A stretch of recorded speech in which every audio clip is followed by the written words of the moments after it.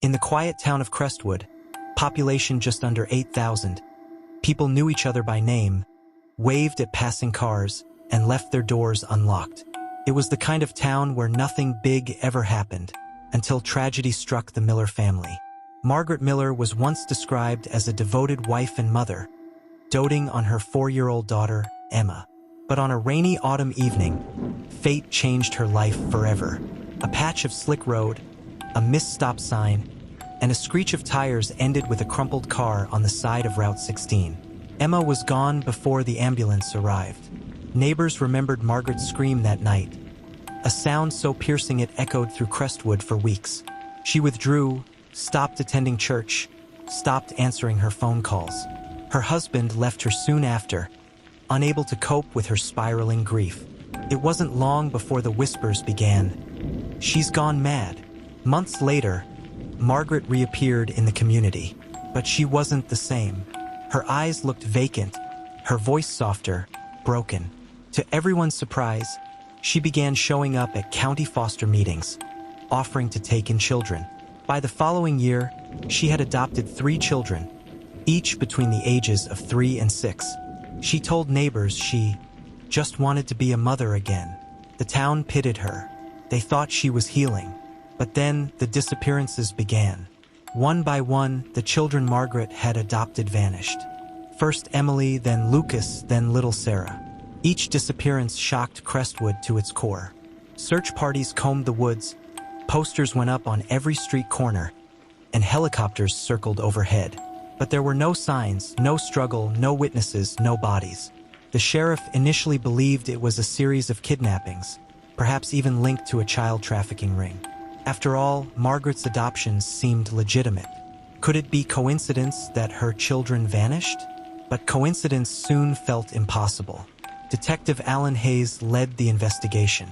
At first, his team looked outward. Convicts recently released from prison, strangers passing through town, known offenders.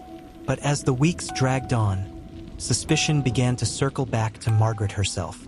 Her home told a different story than the one she showed the community. Investigators found toys still wrapped in boxes, children's clothes folded neatly in drawers, yet none seemed worn.